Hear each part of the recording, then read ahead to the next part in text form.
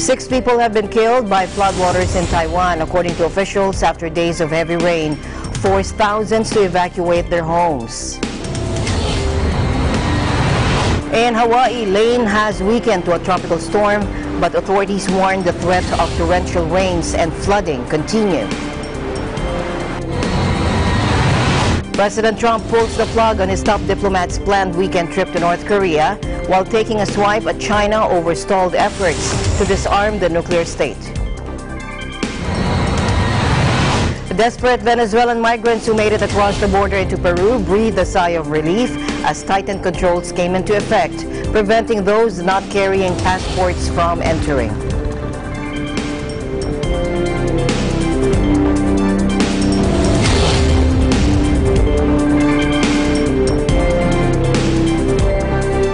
I'm Mga Angeles, wherever you're watching from around the world. Thank you very much for joining us tonight. And now to the news.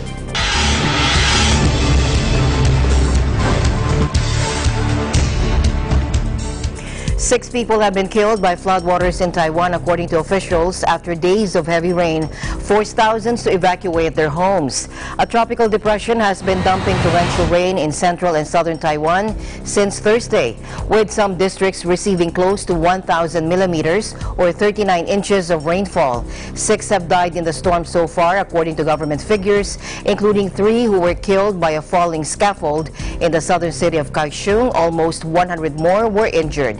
Officials said more than 6,000 people were evacuated, with more than 1,100 still in shelters on Saturday morning. Although the depression has already moved northwest away from Taiwan, floods have yet to recede in many areas. Taiwan's Weather Bureau said the severity of the downpour was extremely rare. The island is frequently hit by typhoons in the summer. Last year, more than 100 people were injured when Typhoon Nesat battered the island, causing flooding and widespread power outages. And the Big Island appears to have taken the brunt of Lane, with more than 3 feet of rain in parts that triggered widespread flooding and closed roads. Take a look. On Friday night, parts of the Big Island was continuing to see torrential downpours. On Thursday, heavy rains forced more than 100 residents to evacuate from their homes in Reed's Island near Hilo. Police and firefighters went door to door to urge people to flee. The National Weather Service called the flooding on the Big Island catastrophic. The rain on the Big Island started falling late Wednesday and then continued into Friday. Forecasters said rain rates of 2 to 3 inches an hour were being recorded in South Hilo and Puna districts. The heavy rains forced major road closures on the island, and residents reported widespread flooding near Hilo Bayfront. The state also closed a Conipule highway north of Hawi after multiple landslides were reported. Meanwhile, just 3 months after covering Hawaii's Kilauea volcanic eruptions, our young team on the Big Island is back, this time sharing their first-hand experience during Hurricane Lane. EBC Hawaii correspondent Gabriel Lopez shares this video blog. As you've been seeing on the news right now, Hurricane Lane is among us right now, and we're getting affected in different ways.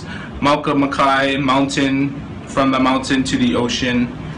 We're getting affected. I live in the Mauka side, so the mountain side that's where our rivers start. So our rivers are getting overflowed right now, and the excess waters are flowing to our streets, which is making our streets, our steep downhill streets, they're becoming rivers actually. So that's why we don't want to go on our streets, because it's going to sweep either our cars or us if we try to cross the street. We've been under flash flood warning for a while, and that's affecting the Makai side, which is the coast area, because all that river water has to go somewhere, and that goes to Hilo Bay / downtown Hilo. The whole soccer field area is being flooded knee deep, or maybe even more, and houses are getting flooded. Basements are turning into swimming pools actually, and roofs are flying off. We're getting informed through the news and social media. We make sure we're prepared for these types of situations because we don't want to get caught off guard. After the storm passes, I'm gonna make sure my family is okay. I'm gonna make sure all my family friends are doing all right. If they need help, if they got affected, and we make sure we help each other because Hawaii is all about ohana, family. Ohana means family. This is Gabriel Lopez from Hilo, Hawaii. I am one with 25. Thank you, Gabriel. Now, Lane has weakened to a tropical storm, but authorities are warning the threat of torrential rains and flooding continue. Oahu, Maui County, and the Big Island are now under a tropical storm warning.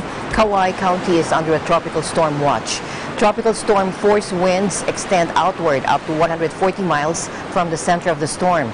Oahu, Maui County, and the Big Island could see tropical storm conditions into Saturday, U.S. time, while heavy rains could hit Kauai on Saturday. Lane was downgraded to a tropical storm just 24 hours after the cyclone was a Category 3 hurricane. An official said Hawaii has strong cheer to thank for breaking up the storm. Let's take a listen. I would just like to emphasize that there still is the potential for flash flooding and rain damage due to Lane. There still is a lot of moisture in the air, so the partnership, federal, state, and county partners and emergency responders will still remain on the job monitoring the status of the storm and keeping everyone safe. We want to encourage the public to stay vigilant and stay tuned to get updates on the status of the storm. And we will begin the process of restoring operations in the state to return back to normal.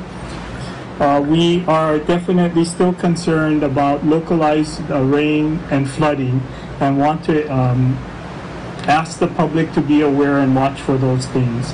State parks, all state parks and trails remain closed and will remain closed until the storm has passed and until we have had the opportunity to assess the streams and the trails. Small boat harbors remain open and will be inspected to ensure that there is no damage that prevents them from operating. Dams, we have monitored dam levels statewide and will continue to do so. We don't anticipate any issues with the existing dams across the state. The DLNR is responding and assisting Maui fire crews for the brush fire in Lahaina. We have 14 members and 4 trucks in response in support of the county's request to continue fighting that fire. I just would like to encourage people who borrowed sand from the beaches to return it to the beaches that they borrowed it from. I think that would be a very good thing to do. Good evening and aloha. You know, before I start with the information part, I did want to say that we all planned for the very worst and hope for the best, and I think we're lucky. And there'll be folks tomorrow who'll be talking about whether we should have done this and why do we have to go through all of this exercise. But we didn't know. Mother Nature is unpredictable, and we're relying on the information provided, and the National Weather Service was getting that information. And the good news is Lane got weak and fell apart. We dodged a bullet. Doesn't mean it's over. We're going to have rain and wind and local flooding, and we need to be vigilant, and we don't want to let all our guard down. But this event brought us all together like never before. I mean, Governor Ige was that center who brought all these different partners into one room to talk and plan, and as was said by Tom Travis, it's information we should not lose and we should put into a book and follow forever. For me, I have no regrets having gone through this. I think we did everything we should have done. And if we would have not done it and Lane would have been a direct hit, think about what people would have said then. But now it's about getting back to the business of enjoying life in this incredible state on the island of Oahu. Getting our visitors back to what they came to do, getting our residents back to what they need to do.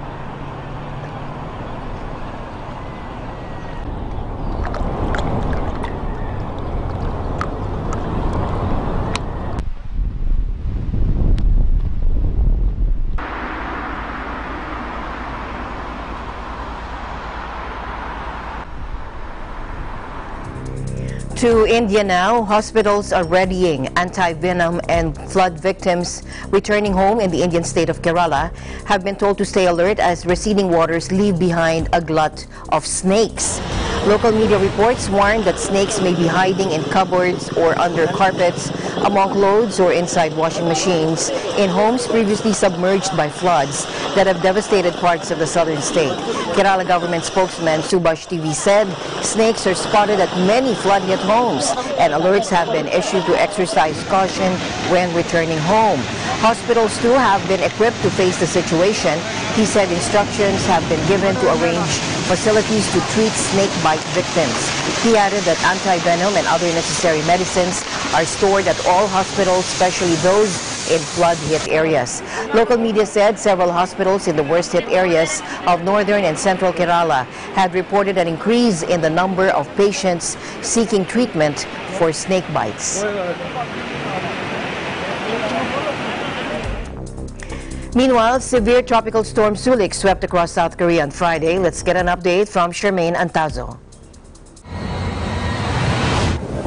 Typhoon Sulak slammed into Korea's southern island of Jeju on Thursday, leaving damages in its path. According to the Korea Meteorological Administration, the storm was heading up north at 16 kilometers per hour when it passed Jeju Island about 90 kilometers away at around 6 a.m. on Thursday and was measured to have 340 kilometers wind radius with a central pressure of 960 hectopascal. The storm has brought 490.5 millimeters of rain in the southern cities of Jeju and 210.4 millimeters in the northern region. One man was injured and a woman in her 20s was reported missing. 6,517 households also reported blackouts as of 11 a.m. on Thursday. The country has issued typhoon warnings in most provinces. As a precaution, major ports have temporarily been closed and 963 flights in 14 airports were canceled as of 6 p.m. on Thursday. Schools across the nation have also closed due to the storm. The typhoon has also made landfall on Mokpo, South Jeolla province at 11 p.m. Thursday, with wind speeds of up to 32 meters per second. Originally expected to hit Seoul region, the storm has changed course and headed northeast into the West Sea. 50 to 150 millimeters is still expected in the Seoul and Incheon region.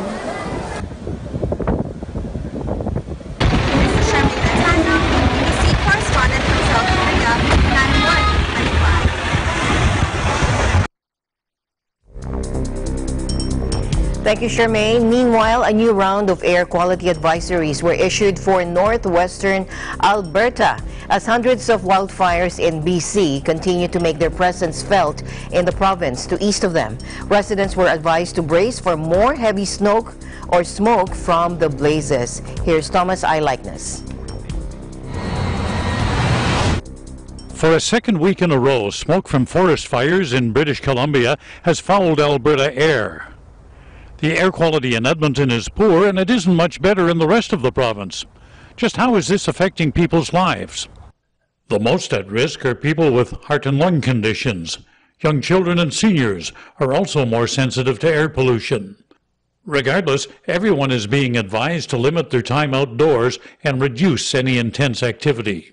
People who experience moderate to severe problems have been told to consult their doctors. The best advice? Stay indoors, but don't open the windows. This will prevent the smoke from drifting inside. An alternative is to go to a public place with air conditioning, such as a shopping mall, recreation center, or public library. In Edmonton, the city closed its outdoor pools, and Calgary canceled many of its outdoor recreational activities. Playgrounds are virtually deserted, and picnic areas and parks are not being used. The smoke forced Edmonton's professional football team to practice indoors this week. And organizers of the Edmonton Marathon are making contingency plans for this weekend's race, just in case the smoke persists. In Edmonton, Canada, Thomas Eyelikeness, Eagle News, I'm one with 25. Thank you, Thomas. The news continues here on Eagle News International. We'll be right back.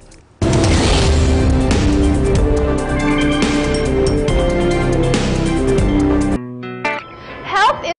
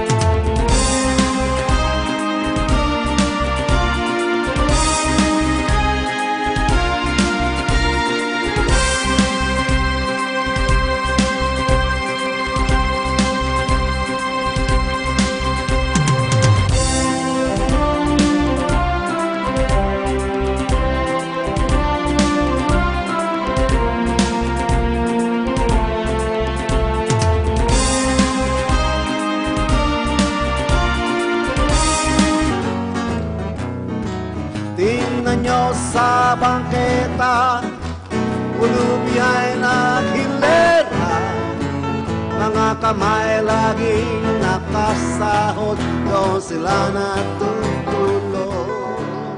Kung ano ka, yung ka. Huwag mo ikahiya. Meron tayong sariling kultura, mga kasanayan, kakanyahan, yung identity, you know, na masasabing Pilipino ka. Kasi yung mga kanta ko talaga, hindi ko nakilala, nagre-reflect o sumasalamin sa ating lipunan. Ang sining kasi, mapa-musika o sayaw, mapaibang anyo ng sining, no? Dapat sumasalamin sa iyong lipunan. Tayo'y mga Pinoy, tayo'y hindi kano, huwag kang mahihiya kung ang ilong mo ay pango.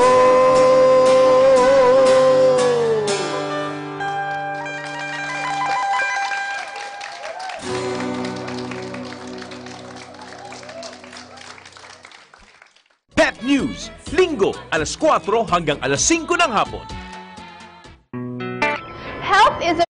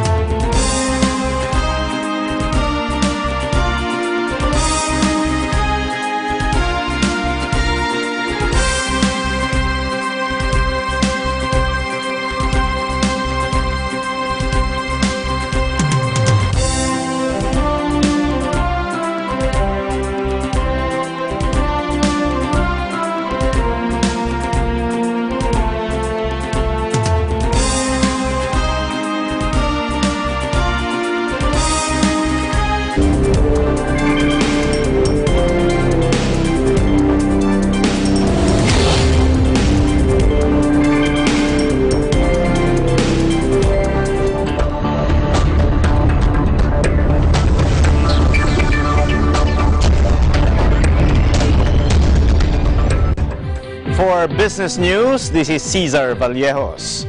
A new contender to the PLDT and Globe Telecom duopoly will be named within the fourth quarter of 2018. The Department of Information and Communications Technology said on Thursday. The ICT Acting Secretary Eliseo Rio Jr. said he was not inclined to grant more time to interested bidders, as President Rodrigo Duterte said originally insisted on having a new major telco player by March 2018. Rio said local companies that have expressed interest include Converge ICT Solutions, Easy Call Communications Philippines, Now Corporation, Philippine Telegraph and Telephone Corporation, Tier 1 and Trans-Pacific Broadband Group. He said foreign telcos that expressed their interest were China Telecom, South Korean companies KT Corporation and LGU+, Norway's Telenor, and United States-based AT&T. Rio added that Japanese and Vietnamese telcos were also keen. But the ICT will choose a new major telco player which will be assigned a coveted set of 3G, 4G and potential 5G radio frequencies based on the highest committed level of service model. The minimum investment was set at 40 billion annually, or at least 200 billion over 5 years, while the minimum broadband speed was set at 5 megabits per second. The third player will also be barred from merging with a dominant player or any company with a market share of at least 40%. The poorest consumers lost as much as 14 pesos per day in the January to June period due to the high cost of various commodities, particularly food items, according to Ibon Foundation. Ibon Foundation Executive Director Jose Enrique Africa said 50% of the poorest households already lost 1,159 to 2,596 in the first 6 months of the year due to inflation.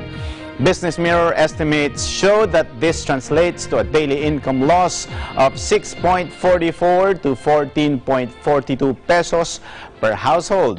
However, the estimates only accounted for the net effect of inflation on household incomes and did not isolate the impact of the weak peso, high oil prices, and the train law. The poorest 30% of households are very sensitive to food price hikes, since food accounts for about 70% of their consumer basket. The chairman of the Senate Committee on Economic Affairs prodded the Duterte administration on Wednesday to promptly form a multi-agency task force to deal and quickly mitigate the impact of skyrocketing inflation. Hotels and establishments in this resort island have started accepting applications for staff in time for the reopening of Boracay Island on October 26, the Provincial Employment Service Office said. Vivian Ruiz Solano, head of the Peso Aklan, said a job fair for hundreds of available posts for Boracay businesses was held on August 7. The Department of Environment and Natural Resources announced the opening of Boracay on October 26, 6 months after this resort island was closed to rehabilitate its environment. Other companies have also announced the availability of hundreds of positions for qualified employees from all over the country. Rowan Aguirre, Executive Assistant of the Local Government of Malay, said there are still 500 companies in this resort island who are yet to comply with the necessary requirements of the reopening. Among the requirements are business permits, fire and sanitation clearances, among others. The $3.7 billion unsolicited proposal to build a Makati mass transport system is seen to break ground by end of the year, the Makati city government said. In a statement on Thursday, the local government said the Swiss challenge for the subway proposal of IRC Properties is set to end by September 24, hence the positive outlook that construction may begin by year's end. Makati Mayor Abby Bina yesterday said the proposed intra-city subway in the country's premier financial district could break ground by year-end once the competitive Swiss challenge process for the $3.7 billion railway project is completed next month. The United States has put it into effect 25% import duties on an additional $16 billion in Chinese products, bringing the total to over 1,000 times, items valued at about $50 billion in trade a year. Global economy expert David Dollar says that the continued exchange of punitive tariffs between the world's two largest economies will take a while to affect domestic prices, but American consumers will eventually see higher prices for a wide range of products. These are still pretty small numbers relative to these two big economies, but for particular farms and sectors, it's a problem. For the U.S., the most obvious is the soybean sector. The price is down about 20% because Chinese demand is drying up. And you'll start to see some American manufacturing firms as well. A lot of what we import from China are parts and components, and so our firms are complaining. They're all lining up at our Department of Commerce to look for exemptions because it's disruptive to their business not to be able to get their parts from China. It'll take a while because the administration's strategy is not to hit the popular consumer items right away. So there's no tariff on smartphones, laptops, tablets, televisions, all those popular consumer items. They're aiming mostly at intermediate products like textiles, auto parts, semiconductors. So that's going to hurt U.S. firms, most of whom are producing for the domestic market. So American consumers will eventually see higher prices for a wide range of products. China so far has retaliated in kind, hitting American agricultural goods and autos in July, along with new taxes on more than 300 U.S. products Thursday. Beijing's latest volley is aimed at 333 U.S. exports like hybrid electric and off-road vehicles, coal dump trucks, asphalt, MRI machines, and motorcycles, among other items. That adds to the American beef, pork, many types of fish, and dozens of fruits and nuts that were taxed in July.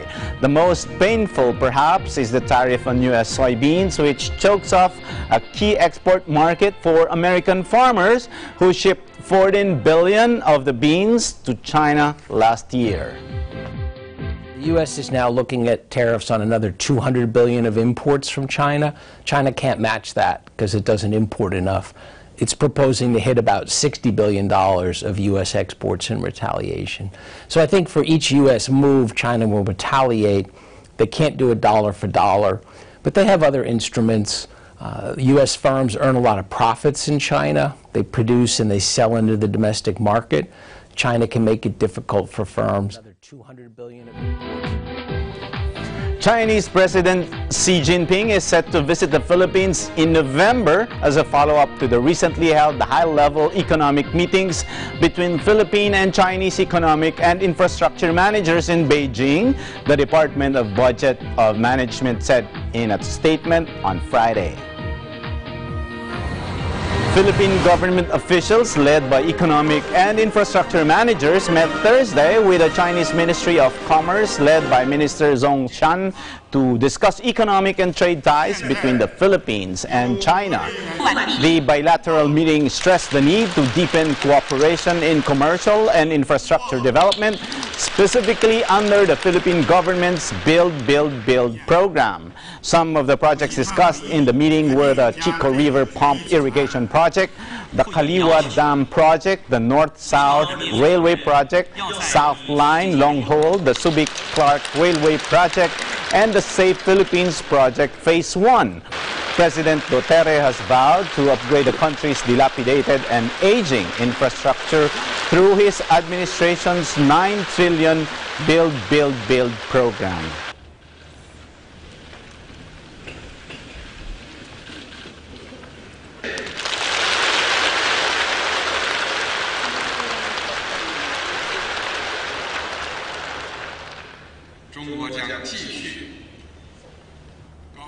That's it for business news. This is Cesar Vallejos, and I'm one with 25. Eagle News International will be back. Stay with us.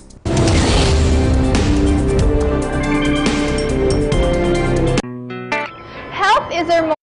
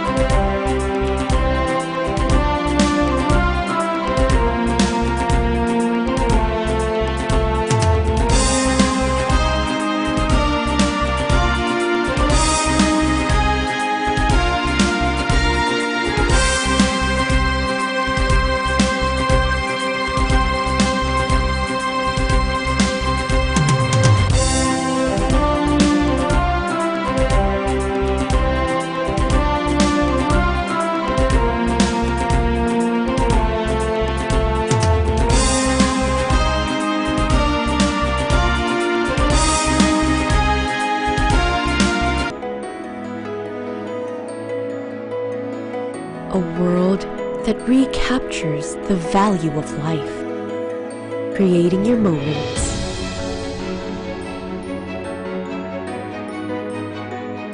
kindling your passion, worth reliving over and over. This is your world, your life, your garden. Pep News, Linggo, alas 4 hanggang alas 5 ng hapon.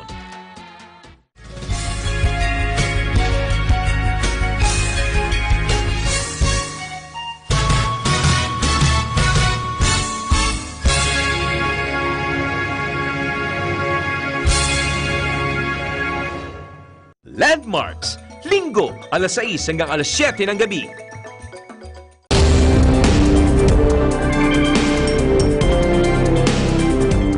Welcome back. Associate Justice Teresita Leonardo de Castro is the new Supreme Court Chief Justice. Justice Secretary Menardo Guevara confirmed today. However, de Castro, who replaces ousted Maria Lourdes Sereno, would be serving as top magistrate for about a month, as she will retire this year when she reaches the mandatory retirement age of 70 on October 8. Her appointment as Chief Justice is fitting finale to Justice de Castro's illustrious careers in both Department of Justice and the judiciary, according to Guevara. De Castro bested her two co-magistrates, Supreme Court Justice Diosdado Peralta, the third most senior in the High Court, and Justice Lucas Bersamin for the top magistrate post. During the Judicial and Bar Council's public interview last August 16, De Castro said despite her imminent retirement from the judiciary in less than 2 months, she'll be able to introduce reforms in the Supreme Court once named Chief Justice. De Castro said she has been working on her key judicial reform projects since 2009.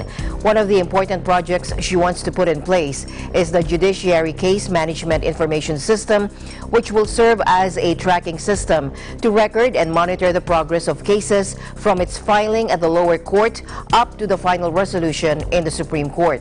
De Castro also mentioned another key project, the Enterprise Resource Planning System, which aims to tackle administrative matters such as accounting, attendance, and leave of personnel. She also wants to strengthen the Management Committee on Judicial Reforms, where complaints against justices can be brought to court. In other news, U.S. President Donald Trump announced the cancellation of his top diplomat's upcoming visit to North Korea, while taking a swipe at China over efforts to disarm the nuclear state. I have asked Secretary of State Mike Pompeo not to go to North Korea at this time because I feel we're not making sufficient progress with respect to the denuclearization of the Korean Peninsula, Trump said by tweet. Trump also stepped up his rhetoric against China, which has grown harsher as November congressional elections approach, with the world's top two economies now embroiled in an escalating trade war. Additionally, because of our much tougher trading stance with China, I do not believe they are helping with the process of denuclearization as they once were, despite the UN sanctions which are in place. In another tweet, the president added Pompeo would still head to North Korea in the near future, saying this would likely occur when the U.S.-China trading relationship is resolved. In the meantime, I would like to send my warmest regards and respect to Chairman Kim. I look forward to seeing him soon, Trump said. In other news, Ecuador opened a humanitarian corridor on Friday and lifted its own entry restrictions on the masses of migrants escaping Venezuela's free-falling economy and streaming towards the Peruvian border hours before Lima tightened its border controls. Ecuador's announcement last week, coupled with Peru's decision to implement an identical policy on Saturday, had sparked panic amongst Venezuelans lacking the necessary documentation and attempting to escape a 4-year recession, hyperinflation, and shortages of basic necessities in the homeland. Peru is one of the region's fastest growing economies, projecting 4.7% growth next year. Venezuelans trying to cross the Peruvian border after a midnight deadline will be required to produce a passport. Until then, an identity card will suffice. However, they will no longer need to produce a passport to enter Ecuador from Colombia. Tens of thousands of Venezuelans seeking to enter Peru are at the risk of being stranded in Ecuador and Colombia, which are already struggling to cope with a heavy migrant burden. Some migrants are trying to join family in Peru and other countries. Peru's new passport rules threaten to leave tens of thousands of Venezuelans stranded in Ecuador and Colombia, who are already inundated with migrants from the crisis-racked country. UN Secretary General Antonio Guterres spokesman said the UN will set up a special UN team to ensure a coordinated regional response to this crisis.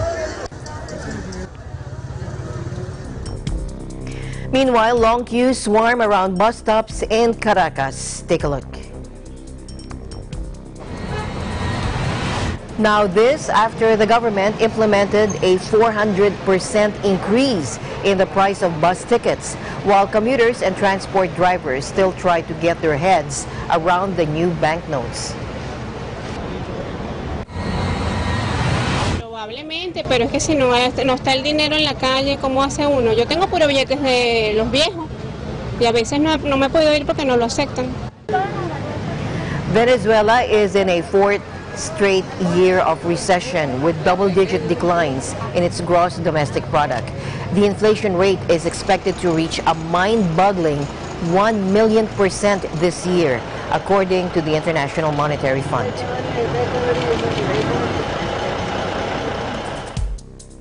The patience of Venezuela's neighbors is running out amid the continued mass exodus of people from the country, amid long-term social and economic unrest there, according to UN agencies. UN Refugee Agency UNHCR said that some 130,000 Venezuelans have applied for asylum so far this year.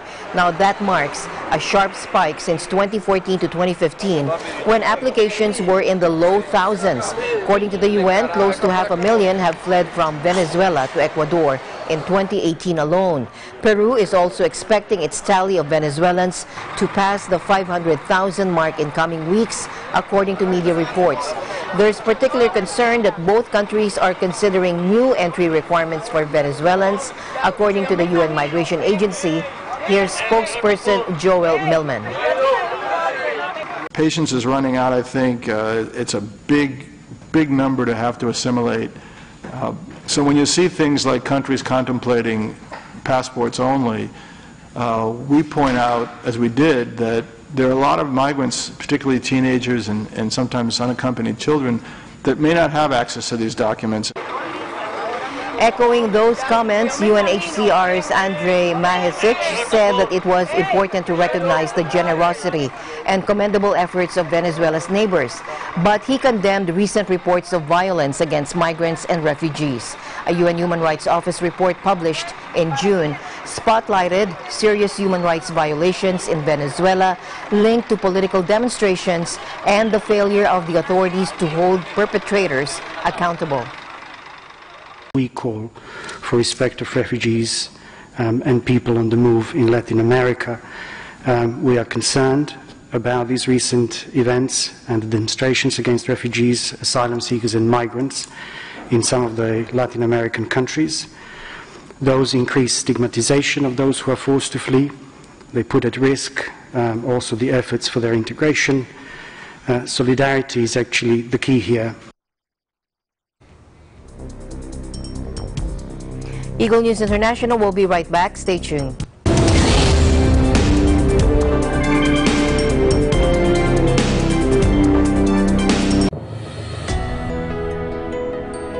Welcome to the garden. A world that brings you back to that natural, carefree feeling of joy and happiness. A place where art becomes your song to strengthen bonds. Creating your moments, kindling your passion,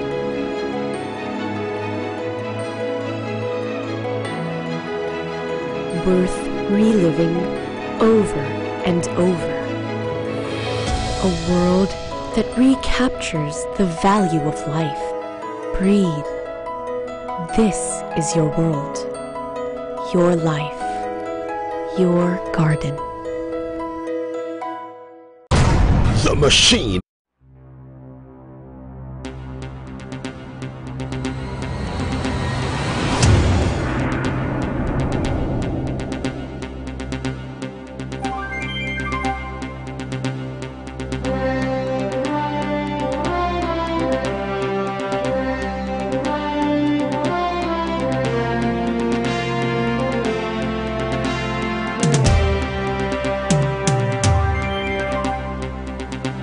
TV ang mag-provide na appropriate ratings sa lahat ng TV shows. Para ugaliin ng pamilya ang responsableng panonood. Teamwork tayo, parents! Rated G, good for all. Oops, rated PG. Dapat may mga magulang para sagutin ang mga tanong ng kabataan. Grabe, rated SPG, maselan! Higpitan ang paggabay. Pag rated MTRCB, rated responsable. Pep News, Linggo, alas 4 hanggang alas 5 ng hapon. Hello everyone! I'm here in Cairo, Egypt at the famous pyramids of Giza. Stay tuned to watch Digitalness every Tuesday and Thursday at 7:30 p.m. Reporting from EBC Egypt Bureau, I'm Zara Angeles Valdez, and I am one with Twin Five.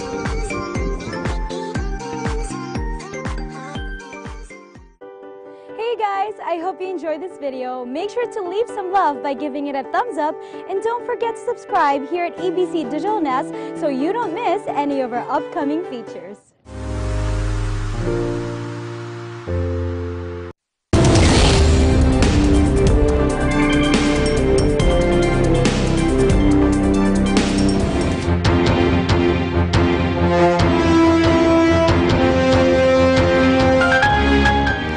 Welcome back. Dr. Peter Salama, WHO Deputy Director General of Emergency Preparedness, said that the discovery of Ebola infection in a hard-to-reach part of Eastern Democratic Republic of the Congo, or DRC, could mark a pivotal point in the response to the deadly disease. His comments come after it emerged that one probable case of infection and one suspected case have been found in Oicha town, which is surrounded by armed groups. Access to Oicha is extremely limited, Dr. Salama told journalists in Geneva. Let's take a listen. We are at quite a pivotal moment in this outbreak in terms of the evolution of the outbreak epidemiologically and in terms of the response. We are truly at the crossroads. On one hand, the response is scaling up very well, and all of the key pillars are in good shape and just need further support to reach optimal outputs. However, due to the trajectory of the initial set of cases and the likely amplification from healthcare facilities, we're very likely to continue to see at least one additional wave of cases moving forward, and we know from that particular incident now in Oicha that we're going to have to operate in some very complex environments due to security and access concerns. Nearly 100 contacts have been located in Oicha and vaccinations have already begun. 24 days since authorities in the DRC declared this latest Ebola outbreak. There are now 103 confirmed and probable cases of the disease, and 63 people have died. The disease is present in North Kivu and Ituri province in 6 distinct locations, and more than 80% of the cases are in and around Mangina town, which was identified early on as the epicenter of the outbreak.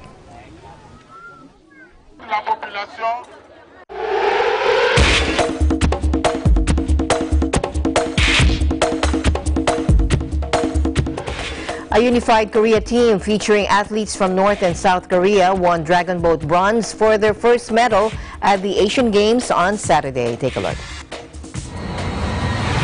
The highly symbolic all-Korean team competing together after a rapid improvement in cross-border relations came in behind China and Indonesia in Palembang.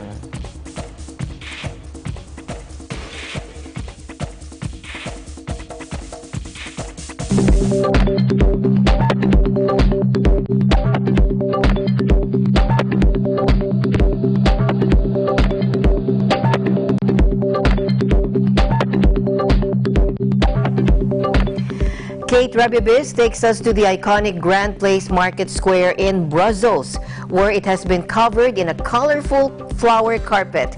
This year, the display is inspired by Guanajuato, a Mexican region renowned for its untold cultural treasures and abode to many indigenous civilizations. The flower carpet this year will also be the first Latin American carpet on the soil of Belgium.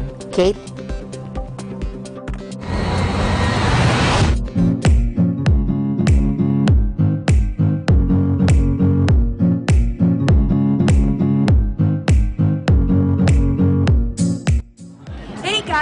Summer is coming to an end, but before the school year starts, let me take you in on how Belgium spends its last days of summer.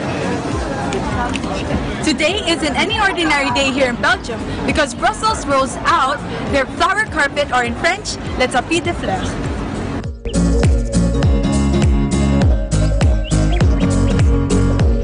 Just like every 2 years, the beautiful carpet of begonia flowers are placed right in the middle of the Grand Place of Brussels. Hundreds of square meters are laid with colorful flowers that represents new motifs inspired by different cultures and historical events. This year's motive or theme is inspired by Guanajuato, a region in Mexico with an outstandingly rich culture and flower tradition.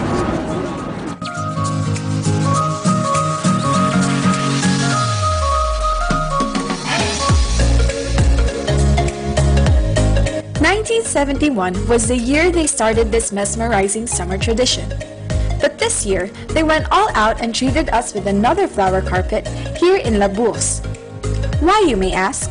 Well, this year marks the 20th anniversary of the Grand Place becoming a UNESCO, or the United Nations Educational, Scientific, and Cultural Organization heritage site.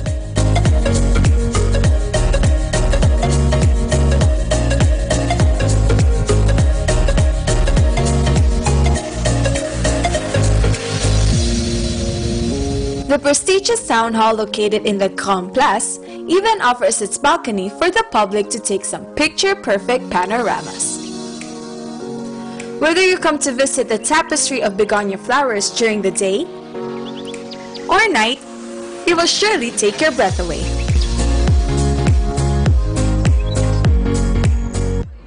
Don't miss out on this exquisite sight and take in the beauty it has to offer. Here in Grand Place, Brussels, Belgium, I am Kate Rabibis, your EBC correspondent, and I am on with 25. Thank you, Kate. Meanwhile, check this out. The incredible duck race just happened in Tampa, Florida, all to benefit local child charities. Jay Rosquitas reports. Clear skies, happy faces, and a portion of the Hillsborough River filled with 10,000 rubber duckies graced the residents of downtown Tampa. On its second consecutive year, the incredible duck race was set at the riverfront of Hickson Park. Open to the public, this event allowed each person to adopt a rubber duck for $5 each, claiming their stake at a cash prize if the top 3 ducks would cross the finish line. All proceeds of this event benefited the Kiwanis Club of Tampa, which helps local charities and children's programs. So the Kiwanis Club of Tampa, our goal is to serve the community one child at a time. So all the proceeds raised at this year's event is going to go right back into the community on programs that help children. So we do back-to-school immunization events, we do reading rooms and boys and girls clubs, accessibility ramps, we do grants to other nonprofits that focus on children. And then our biggest claim to fame is actually we have student leadership organizations that are sponsored, and those are all the kids that are working the event here today. Attendees were also able to purchase duck memorabilia and participate in various fun-filled family activities such as an egg race, a bounce house, chuck-a-duck, and fish for ducks. These activities were all supported by local businesses and the community. I would have to say businesses in the community have been our biggest supporter. I mean, we have so many donated things here. I mean, our lanes were donated, our docks were donated. I mean, big sponsorships are going on here in the park. And then also the community, the people who went out and bought ducks online. I mean, people are having so much fun with it and cannot adopt them fast enough. And when the countdown came to release the rubber ducks, eager participants gathered at the riverfront to see who were the top finishers. They do duck races all over the country, and we just thought it was a really fun way to get a kid-friendly event going here in Tampa. There wasn't another one being done, so yeah, there's really no rhyme or reason. We just thought it sounded fun. The Kiwanis Club staff anticipates a bigger sponsorship for next year's incredible duck race. Last year our goal was 5,000 ducks. We did 7,400 and raised $20,000. This year we have 10,000 ducks in the water, and we're going to be raising upwards of $25,000. The public has really embraced it. We sold out of ducks and still had people waiting in line to buy more. So I think it's here to stay. We're going to be back next year and have even more ducks. And a congratulations to all the winners from the incredible duck race. Signing off from Tampa, Florida, I'm Jay Rasquitas, always 1 with 25.